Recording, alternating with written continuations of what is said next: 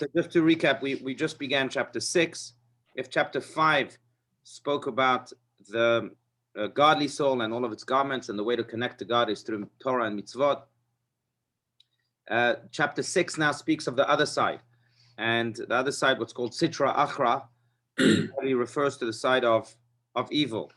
It's called the other side because it stands opposite to evil, opposite not just in position, but opposite in drive.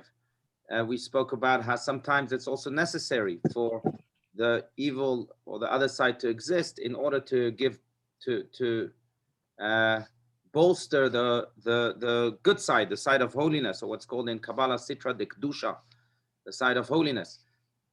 With a position, we grow. So it doesn't just stand there in place, but also in drive, opposing the holiness, so that the holiness itself can continue to grow and illuminate. So that was the big idea. We spoke about how the Sitra Achra really has 4 klipot in the words of Kabbalah. So there are really 3 klipot that are completely evil, that cannot be transformed into good. And there is what's called klipat noga. And that's what we just started speaking about. Klipat noga is a husk, as he says here, that is not good and not bad. It's like a foggy area. And it all depends on how we use it. For example, food, we said, right? If we eat food and we use the food then to study Torah, to do good, then we've transformed that klipat noga into good. And same with any other neutral, apparently neutral things. Depends how we use them. I would say sports is the same way. I don't know, many other things are in that category. So that's the other idea introduced as we speak about the Sitra Achra, the other side. Let's continue where you just said, Margot, top of page 159, which is clothed in the blood of man. So this Sitra Achra is clothed in the blood of man. Who wants to read? Come on, Jordan. Okay. There you go. Which is clothed in the blood of man.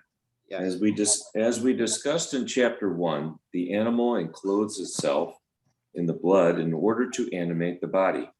This is the soul that provides man with his physical life, the soul that is in direct contact with the body. In this sense, the animal soul mediates between the godly soul and the physical body. Right. Because its greatest ally is the body. If the body, of course, agrees to cooperate, it can touch the soul. It can go further than the blood, deeper than the blood, where the soul is. That's where the Sitra de Kedusha is, the holy side is. So what the Sitra Achra tries to do, the opposite side, is to use the body as its vehicle to do bad. The body sometimes can cooperate because the body wants materialistic pleasures. It wants materialistic pursuits. It wants physical stuff. But it can't go further than that. Therefore, it clothes itself, as it says here, in the blood in order to animate the body. Now, that's why maybe there's this term in the Talmud, which has to be interpreted in a very specific way, because I'm not trying to minimize the importance of the body. And Maimonides has many, many laws that speak about how healthy a person should be, physically speaking. But there is a term in the Talmud that says chulsha de gufa, that the weakness of the body is the strength of the soul. And what this means is that not necessarily the body needs to be weak and that we have to make it weak. And that's why we have to clarify this. It's very important to be healthy. Or in Kabbalah, it says that nefesh b'riya beguf bari, that you need a healthy soul in a healthy body. If your soul is not, if your body is not healthy. Rabbi, I'm getting confused. So let me just finish the point. The soul can't, and then I'll relate to what you have to say. But the soul can't function because it doesn't have a body to use to exercise good.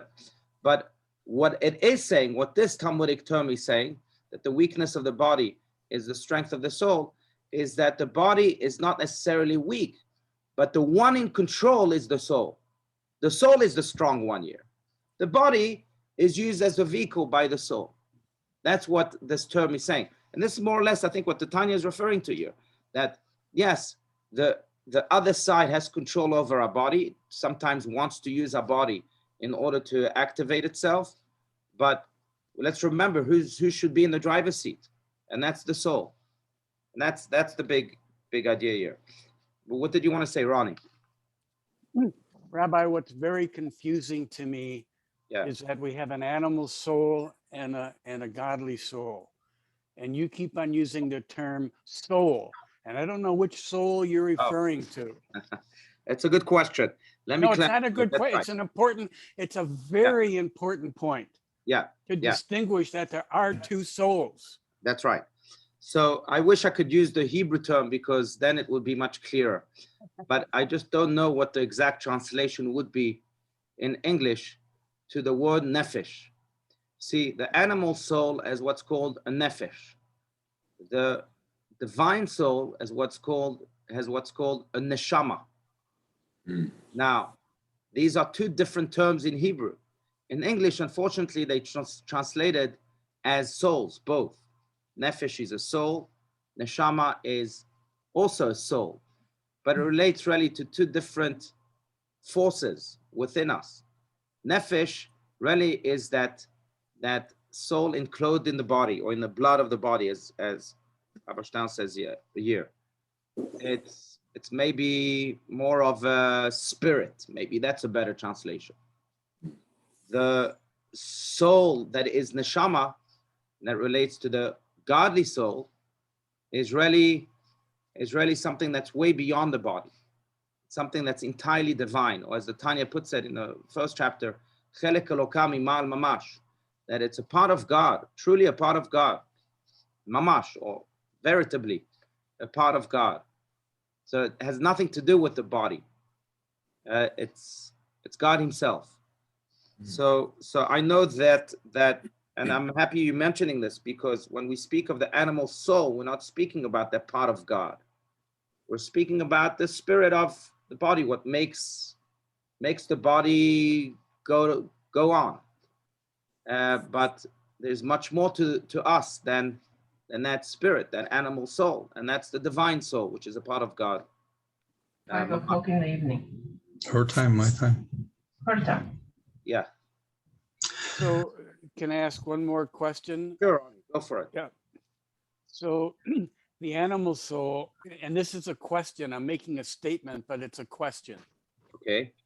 The animal soul has both the Yetzer Tov and the Yetzer Ra, and they are different than the godly soul. The godly soul is not part of the Yetzer Tov. No. So that's a good point. The animal soul doesn't have really a Yetzer Tov. Doesn't have a good inclination. So this is a good debate question, and Right. one that we could talk about for a while. But I just want to hear your interpretation. Right. So the animal soul, I think, is almost parallel to the evil inclination. Now, it's not entirely parallel because of this klipat noga that we're speaking about. This neutral, quote unquote, neutral side to it. And depending on how, it's almost like an animal. That's why we call it an animal soul. An animal doesn't have many holy pursuits. But it does have some. Okay, yeah, depending on the animal. And I believe that the animal soul of the human being has goodness and right. So it evil. has a neutral side, I would say. It has a neutral side. That's the klipat noga, like animals. And then it depends how you train it, right? Like an animal. If you can train it to use it for the good, you could train it to use it for the bad. So it has the klipat noga. And that's what the animal soul has. But I don't know if it has necessarily a Yetzer Tov, something really good. It has the klipat noga that can become good.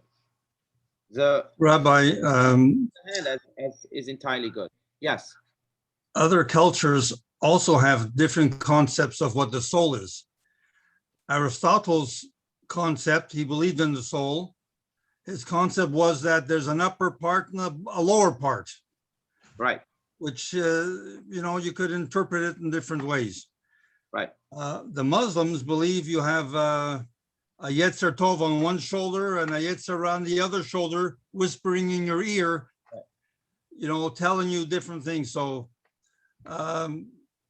I think fundamentally it comes down to the same Right. shorish. Right. No, that's a good point. And by the way, every culture has also a different location for those souls, right? Some say it's in the brain. Some say it's in the stomach. I think that was the Romans who believed the soul was in the stomach. But I'm glad you brought this up also, because I think that Judaism says something very, very powerful by saying that where the soul is. If the divine soul is part of our essence, and the animal soul, like he's saying right here, is part of our body, what this is saying is that what truly defines us is the divine soul, that essence. The body doesn't define us. If I'm handicapped, does my handicap define me? No, it doesn't define me. What is the me? What is the me? Define me. What is the me? So that's what what is I'm the saying. me? That's exactly what I'm saying. And that's why the divine soul is really purposefully located in the Tanya and in Judaism in general as the deepest part of the person, the innermost chamber of the self, so to speak. That's where the divine soul resides. And that is the essential definition of a human being. The body, where the animal soul is not the person. Just like we don't define ourselves by a limitation, by bodily limitations, so we don't define ourselves by animal soul. That I think is purposeful. That positioning of the animal soul and positioning of the divine soul. Again, it's an interesting discussion. It's an important discussion because I look at it from a different perspective. I'm not going to get into my perspective right now, but I think it's an important perspective to understand. And I'm disagreeing with some of the things that I'm hearing. I'm not saying you're wrong. Right. I'm just, from my perspective, I see them differently, and they make more sense to me. From your perspective, as I'm listening, it's still pretty blurry. But if you can step back and look at that the animal soul, again, this is my thoughts, what I've put together over the years. The animal soul has both the Yetzer Ra and the Yetzer Tov. The godly soul that we're given when we're born, or whenever we're given that soul, is a godly soul, and it will just be forever. Who we are is a combination of the animal soul and the godly soul. Of, as you said, it's a partnership. It's working together. It's training. It's understanding, and how they work together, and they work together for what purpose? Right. Look, I think that it just boils down to this, and that is that the animal soul doesn't define us. What it consists of, what it does not consist of, we can discuss that at a later stage. But what defines us is the divine soul, and therefore it's really located in the deepest part of the self, because that's our innermost, that's our very essence. Now, in addition to that, we have to recognize also that the body, and this is what this is saying, the right here in this chapter, not to get lost into, not to deviate too much off the topic, but what this chapter is trying to say is that the animal soul only has control over the body, doesn't have control over the soul. The divine soul, the essence of the person. And we have to be cognizant of that, because as we deal with our body each and every day, from the second we wake up to the second we go to sleep, we have to know that the body can play games on us. It can be influenced by the animal soul, and we have to know how to manage it. And the key is that the body is driven by the divine soul. And if it's driven by the divine soul, becomes a vehicle for the divine soul, then it becomes holy. If it becomes a vehicle by the animal soul, and it can become a vehicle by the animal soul, because the animal soul is very much in control of it. It runs in its blood, like it's saying. Then the animal soul, the destructive force. Yeah. The animal soul, I believe, it doesn't control the godly soul, but it certainly allows the godly soul to come in and communicate with it. And it's when the animal soul and the godly soul can work together that we can grow. Without that cooperation between the animal soul and the godly soul, I don't believe a person can live their fullest potential. Right. Understanding how they work together. No, absolutely, absolutely. And the key again is that you allow the divine soul to be in the driver's seat. Now, And that's the biggest thing that you've said, and understanding how to make that it's a practice, as you said. right. But okay, I'll be quiet. No, it's fine. Well, I'll be quiet anyway. Tanya also will go further into the how, like you just said. It's going to go further into the how now. We can continue at the bottom of page 159, or unless there's any other ideas and comments. No. Okay, let's continue. Consists of 10 profane crowns. Does Okay. anyone want to read? Jordan, you want to continue? Sure. Go for it. I'll continue. In order to distinguish them from the holy attributes of the godly soul, we do not refer to the attributes of the animal soul as sephirot, but as crowns. The term also has a deeper significance. In many ways, the forces of evil operate in the manner of crowns. In the Kabbalistic system of supernal worlds and attributes, the attribute of Keter, crown, is not of a piece with the other attributes, but extrinsic to and encompassing them, as in the analogy of a crown that encircles the head.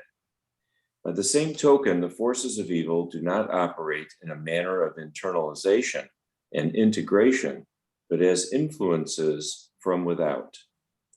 The power that evil holds over man derives not from comprehended and internalized truths, but from simple unconscious drives from the level of Keter, which includes the faculties of desire and will. Right. These are powerful ideas. Well, this is a powerful idea, but so the animal, in order to exist, it's almost like DNA, right? DNA for the body. So without DNA, we really are nothing. We don't exist. Our existence is naught. Same for the souls, both the animal soul and the divine soul. Their DNA is the 10 sephirot. So the animal soul has also DNA. Otherwise, it wouldn't exist. That's the 10 sephirot. But Kabbalah doesn't call them 10 sephirot, because sephirot, as we explain in chapter 4 and chapter 5 and chapter 3 too, sephirot, the attributes of the soul, really are part and parcel of the soul. For the animal soul, because it's part of the other side, because it's really something that can be completely transformed, and therefore essentially does not have a real veritable existence. It just depends on how much weight we give it. That's DNA is not necessarily the same as the sephirot of the divine soul. It's not part and parcel of the animal soul, but it's a crown. Just like a crown is placed on the outside of the body. It's not part and parcel of the body. You can take it off, you can put it on. So too, that's what the animal soul. You can give it life, or you can also take off that crown and not give it life and make it almost disappear, or transform it even better. It depends how we relate to it again. And as we were speaking, whether the divine soul is in the driver's seat or not. That's why these 10 sephirot for the animal soul are not called sephirot, they're called crowns, to almost help us remember that even when we are attacked, so to speak, by the animal soul, do this and do this, and we know it's bad, it's not us speaking. It's something outside of us speaking. It's this crown. It's this outer force. It doesn't come from within. That's the big idea. And I would just evoke maybe a Talmudic story to clarify this idea. But this is a story about Rabbi Meir Baal HaNes, the Mishnaic sage, who was known for many things, but he was married to Bruria, a brilliant woman, who was in fact so brilliant that she would participate in the discussion of the Talmudic, of the Mishnaic sages. And she would also give her own opinion, and they would accept it from time to time because, again, they recognized her brilliance. Now, Rabbi Meir lived apparently in a troubling neighborhood, and every time when he would walk home, there would be these bullies, birionim. That's what they called bullies. It's not a new term; it's a 2,000-year-old term. These bullies attacking him and mocking him and doing all sorts of things to him. and he just couldn't stand it. And one day his wife, Bruria, finds him praying that these sinners, chotim, should be wiped from the earth.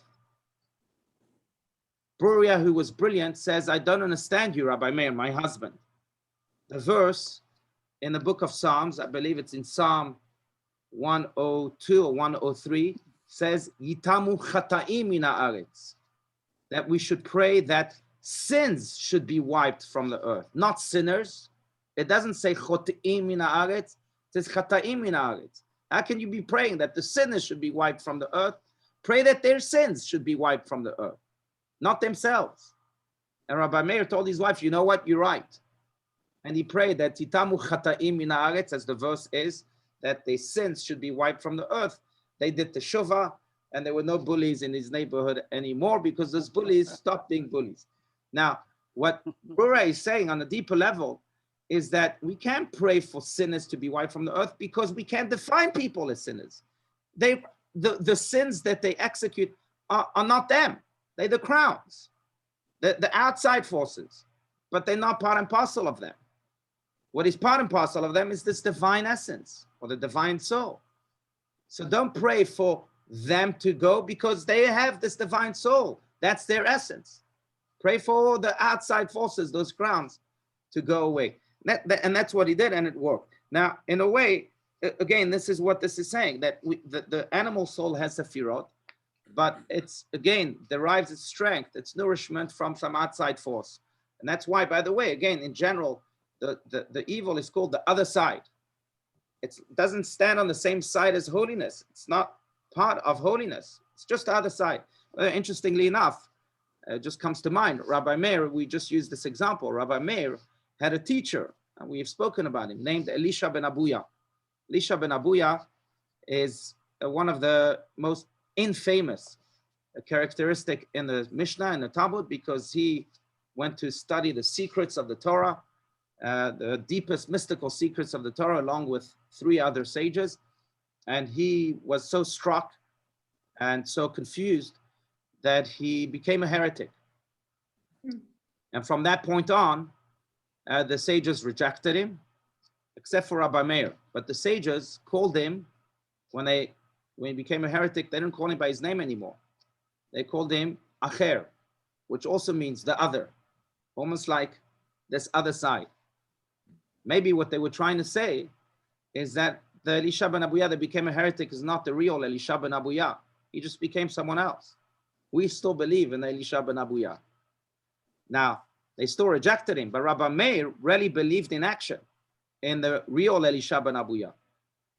And he continued to study from him, to the point that he even said that when he was reproached, that how can you study from such a heretic? He said, I'm like a guy that eats a pomegranate. I throw away the peel and I eat the fruit.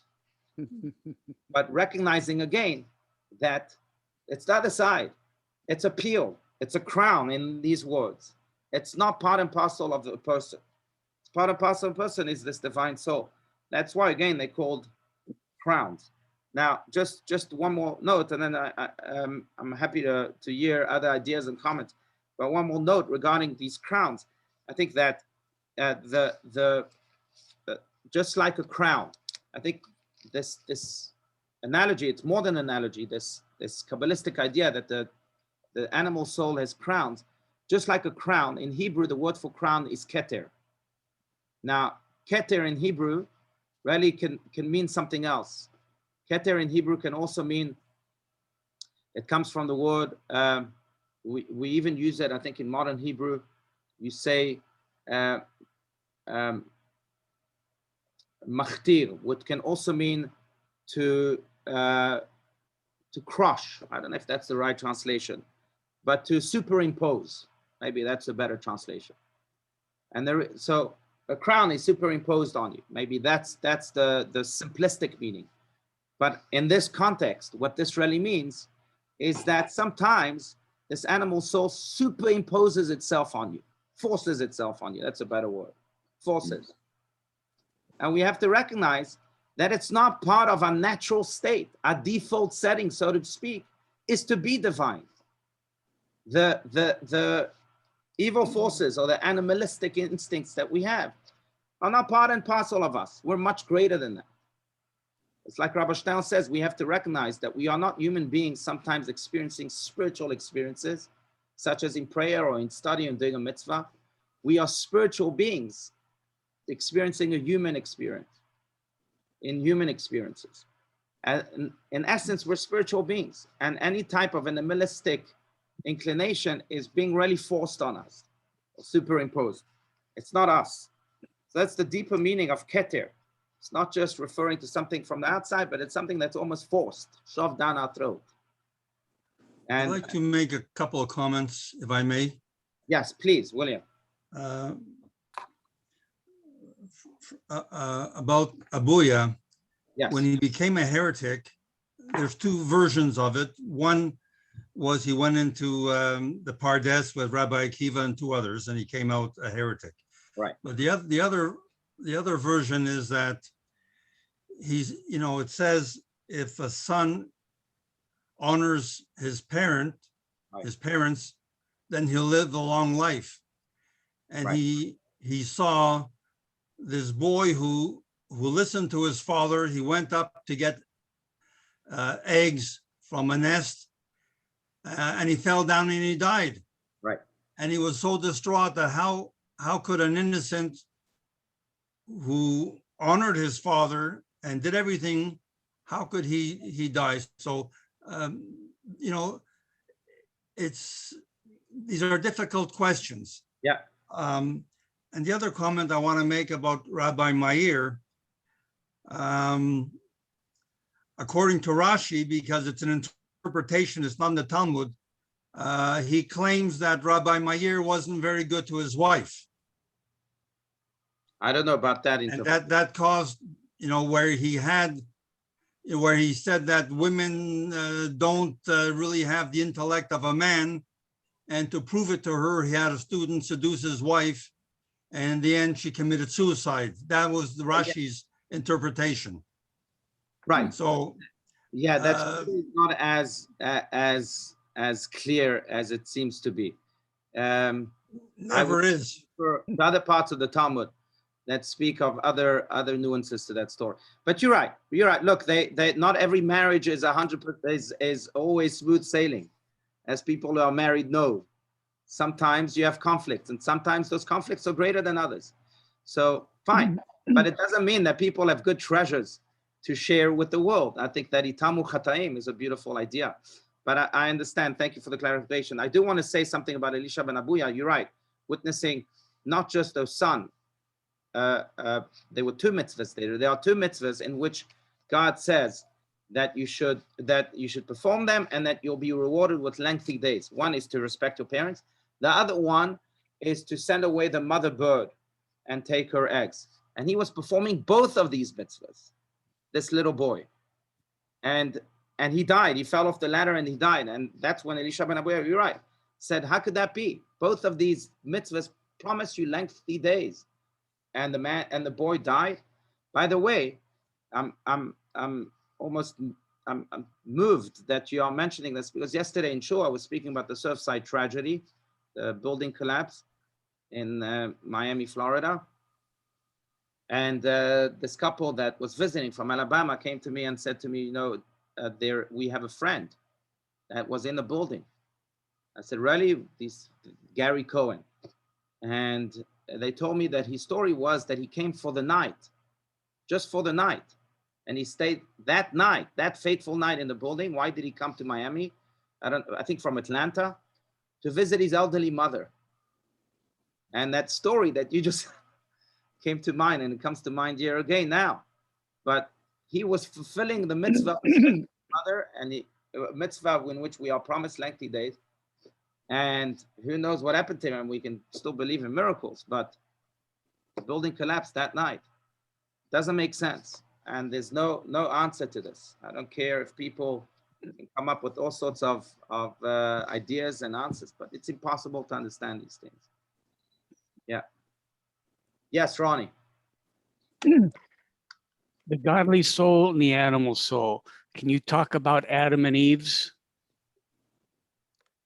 So Adam and Eve, so it's a good question, because the main distinction that Kabbalah makes between Adam and Eve's level and their souls and what came to humanity, including us thereafter, is not so much in the souls themselves. They had the same souls. But it's in this idea that before they sinned, good and evil were very, very well defined. They were compartmentalized. They were separate.